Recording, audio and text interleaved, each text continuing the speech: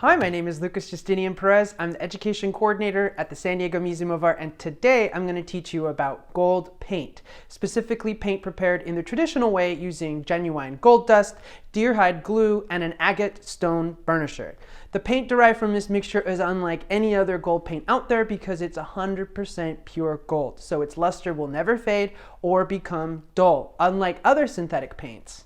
This traditional method of paint making is predominantly used in Asia and can be found in Buddhist painting and sculpture, sometimes in temples, Islamic calligraphy, and Indian miniatures. I have an example here of an Indian miniature which uses this type of solid gold paint. It's seen better days clearly, some of the faces are missing, but you can also see that it's richly decorated with this beautiful material. This particular miniature is quite old, but the pigmentation is still quite lustrous. The San Diego Museum of Art has an extensive collection of these miniature paintings from the world-famous Bini collection, many of which are elaborately decorated in gold. Let's take a look. In this scene of a Maharana riding in military procession, the splendor and wealth of his court is depicted by the artist in lots of precious gold paint. It's clear the artist in this case used an agate burnisher because if he were to move around this painting, the golden paint would flash and shine. When agate burnishers are not used, this kind of gold paint has a muted, matte quality to it. Now let's head back to the studio where I'll show you how to mix this very special paint together. All right, let's get started on making your very own solid gold paint using some pure gold dust, animal hide glue, and some water. So this is the gold dust I buy in Japan. It comes in 1 gram packets. It is an expensive material, so you want to make sure that you use a little bit because a little bit will go a long way. Let me go ahead and show you what it looks like when you open it up. It comes in these little envelopes, and when you open up the envelope, inside you'll see is the actual material. The first thing you're going to notice is that it's rather dingy, so we need to go through a purification process where we add animal hide glue and then wash it. Essentially, it's like panning for gold. So what we do first is we're going to take a little pigment spoon. It has 2 sides. I'm going to use the smaller side because, again, this is really powerful pigment, and it's also, again, a little pricey, so you want to make sure that you use just a tiny bit because it does make quite a bit of paint. I'm going to do like 3 scoopfuls. And 3, there we go. And then let me put this off to the side. Be really careful to close this back up correctly because you don't want any of it to spill. There we are. And you could see that some of the pigment is already on my fingers and does look a bit gold. So once you have it in our little mixing plate like this, then what we're going to do is add some animal hide glue, which I had warming over here on the side. It does congeal after a while, so you have to put it back in hot water in order to keep it kind of in this liquid form. The animal hide glue is like anything else when it comes to paint mixing, and that is that you can add just a tiny bit at first. 1 drop at a time is probably good. If you add too much, it's really hard to take out, but you can always add more if you need more. So I'm going to actually mix this using my fingers. I'm going to use my middle finger because it's the strongest finger. After a while of mixing this type of paint by hand, you'll notice that your index finger will get really, really tired. So this finger, for some reason, works best. So you could see here now it's been bonded with some animal hide glue. And now what we're going to do is add water to this mixture and create a solution. And it's important to use a little more water than you think you need. And I'm going to just mix this all up. Now what's going to happen is the gold particles, which are quite heavy, will sink to the bottom and the impurities will float up to the top. So it is literally like panning for gold. Let me go ahead and go to the frontal camera and you can see that it's kind of taking place right before your eyes. The gold is falling to the bottom, and then in the middle you can see it's a little brownish, and that's simply because those are the impurities that are floating up to the top. Those are the things that are going to keep the paint from looking very shiny and bright gold, that we know and love. So once you have that, let me go into the overhead again.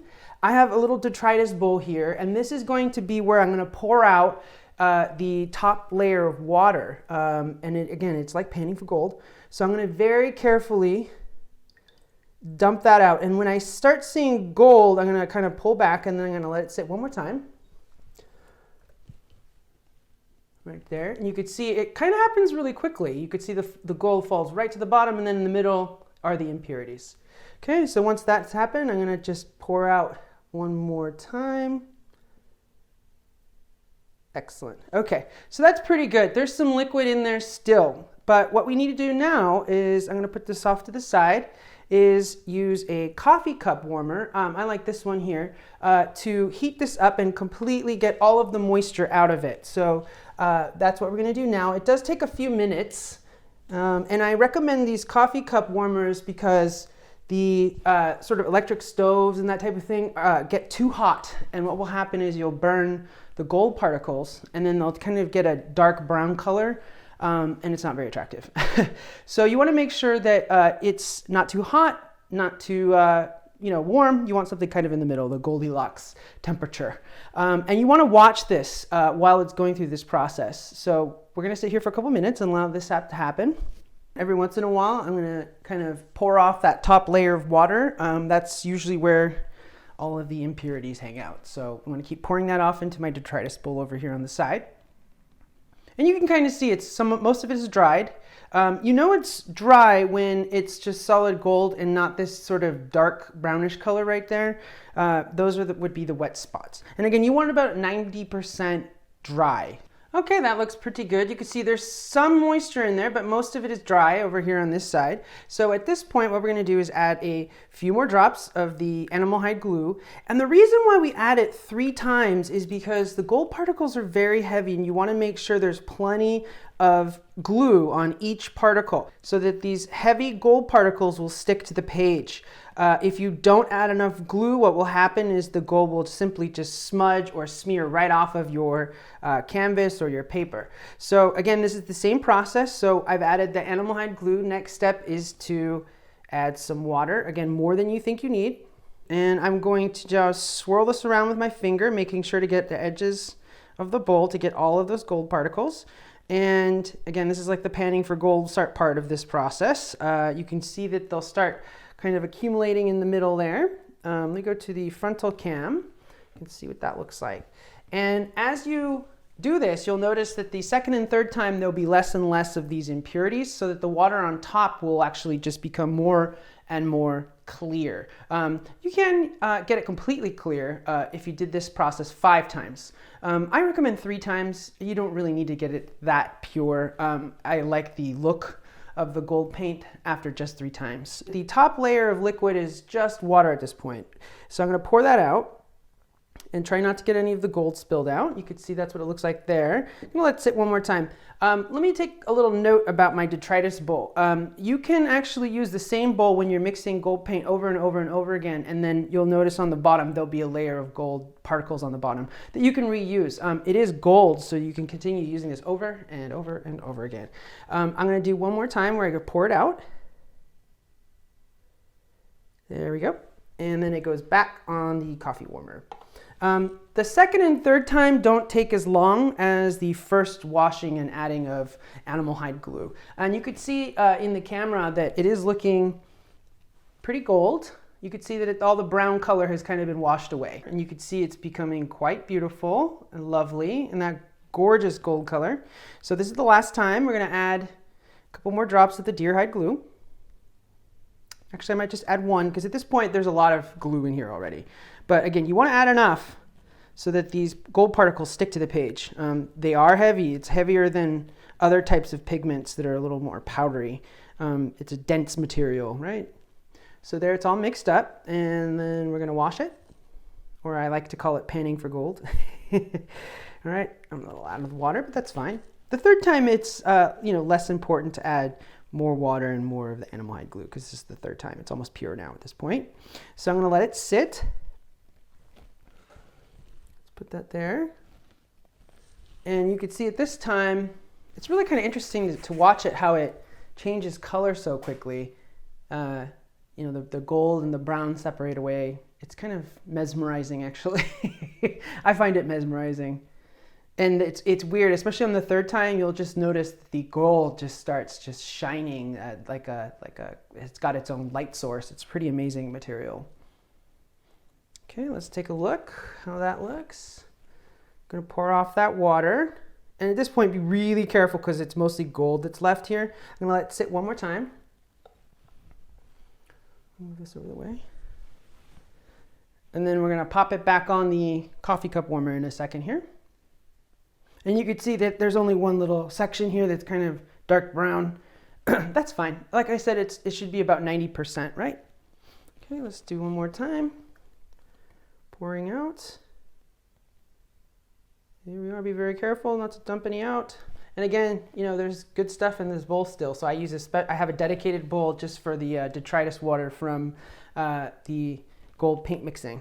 Let's do it one. All right, so it looked pretty good. And then it's gonna go back on the coffee cup warmer and let that sit for a couple minutes. And on the third time, if you're planning on storing this, I would let it completely dry so that it becomes moisture free. And then you could put a piece of saran wrap over the top and then use it later. If you're planning on using the paint immediately, then what you want to do is leave a little bit more moisture in there. So instead of 90% moisture removal, I would do maybe 80% here. So it's getting close here. All right, that's pretty good. Most of it's dry. We have a little bit of moisture there in the middle. That's totally fine. We can keep that. We're gonna use this now. So I made this beautiful Christmas card. I carved a couple of wood blocks and I wood block printed my own Christmas cards. And I thought it might be pretty to add some gold along the edges, and why not use this beautiful, gorgeous, real gold paint done in this traditional way. You know, because when you're making art, you always want to be a little extra, right? Okay, so let's get started. This is the type of brush I recommend for using or painting with gold paint. It should be a dark fiber brush. An animal fur brush is good, wolf or bear or something like that, or sable. Sable might be a bit soft. You need something that's springy and has some body because, again, these gold particles are quite heavy. So the way that this happens, let me scoot this up here so you can see what I'm doing. You can see here that the mixture is almost completely dry. If that's the case, then what I can do is add a tiny, tiny bit of water. There we go. And not too much at this point. And I'm going to mix this all back up. Let me go to the overhead. I'm going to mix this all back up and get it ready to paint with. Okay. Now, what I like to do is I tip the dish like this, and I allow the water to accumulate here, the brown water, and then I'm going to pull from the top because that's where the really bright and beautiful gold particles are. And usually the stuff with most of the glue on it, okay? So let me go back to the frontal, and you can kind of see what I'm going to do here. And when you're painting with this, a nice thin layer is better. If you add too many particles, what will happen is the gold will fall off the page because the gold particles won't stick to each other. And you're going to notice that as you're painting this on, it still looks really brown. That's totally fine. That just means that we have to burnish it. That's the best part. That's my favorite part. And some people like that matted look because, you know, the kind of shiny gold is, you know, a little garish sometimes, right? I like the shiny gold. If you want it to look like more like my ring where it actually has this shimmer to it, you want to make sure to use the agate burnisher. And again, that's going to be the next step. So let me continue painting.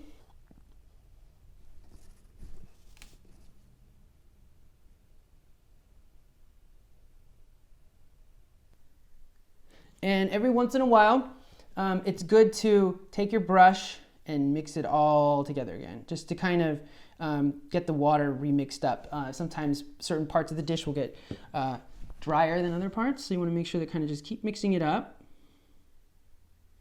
Okay, moving right along. And again, nice thin layers. If you paint it and then you notice, oh, it's pretty thin, you can always paint another layer. But just like my golden rule for paint mixing is you can always add more, but it's difficult to take out once you've added too much. So in this case, if you did a really thick layer, again, it won't work because it'll just kind of smudge off the page, but it's difficult to fix that problem. But if it's too thin, as in like there's not enough gold particles, you can always add a second coat or a second pass over the line work that you're using. Let's go over here. Almost done. This is going to be really beautiful. I was going to give it to my neighbors, and I have a couple of hens in my backyard, so I like to give people fresh eggs. Okay, let's finish this up. It's looking beautiful.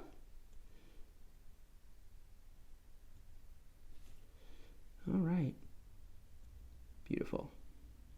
This is so much fun. I always like making my own Christmas cards because, you know, not only is it nice to give hand-gifted stuff, but it's an opportunity for you to practice your art over and over and over again, so you can kind of perfect certain certain artistic techniques. You know, if you make 100 cards by hand, and you use a very special sort of artistic technique, you're definitely going to learn that technique very, very well. So there you go. And as I move it around, you can see it's not much shine to it at this point. Some of it's still wet. If it's still wet, it'll be very dark. But you can see here, this stuff is all dry here. So what I do for that, let me get that in the camera correctly. How about right there? Okay. As I need one of these, and this is an agate stone burnisher. Agate is a semi-precious stone. And I have this little thin one right here. Can you see that stuff better? I have the thin one right here just for line work, but they make other ones that are much wider, and that is to burnish large fields of gold. So if you're going to paint the background gold or something like that, I would use one of these larger burnishers. This one's for line work, so it's very, very sharp and pointy. And I'm going to begin right here, and I'm just going to rub the burnisher. And as I'm rubbing the burnisher, you can see on camera, it's changing color. The gold is changing color. But what's actually going on, let me show you here. Let me just finish this up. What's actually going on is I'm shining it up. I'm getting rid of that sort of matte quality. And then you can see, let's see, get that. See? Oh, wow, look at that. Look how gorgeous. So this is what makes this paint so special. Nothing else does that. Look at the incredible shine you get from that, because this is 100% pure gold. And these agate burnishers are so cool, and I love them. Let me go ahead and just do a little bit more for you. So you get this in the camera correctly. Ooh, this is tricky, huh? All right. And we're going to just continue. Wonderful. Can you imagine someone receiving such a beautiful card? And, oh, look at here. This is going to be really fun right here, this line, because all of that gorgeous gold there. So let's go ahead and shine it up. You know, I'm kind of like a raven or a crow. I love shiny objects. I love gold leaf. I love gold paint. It's all so much fun. Gold really is just an incredible material. All right. So let's take another look. Oh, wow. Look at that. Gorgeous. Beautiful. Okay. Let's do a little bit more for you, and then we'll kind of wrap up here. All right. Beautiful, beautiful, beautiful. And I might have to do a tutorial later on woodblock printing. Again, it's a little easier to woodblock print your cards, Christmas cards, than painting them individually, obviously. One thing of note right here, this line here does not have enough. As I'm shining it up, I'm not seeing much going on. So what I might do is add a second layer to that. I won't do that right now, but just for your notation that you need to add a second coat if it's becoming not shiny enough. And again, if you add too much when you come here to burnish this, you'll actually just rub off the gold particles because there's not enough to keep it sticking. So we gotta keep adding layers if it's too thin, but if it's too thick, there's not much of a solution for that circumstance. You're gonna need to just kind of start over. And of course, because it's gold paint, you don't wanna waste this too much, right? You wanna kind of make sure you make the best of it. How about that? Look at that, gorgeous. All right.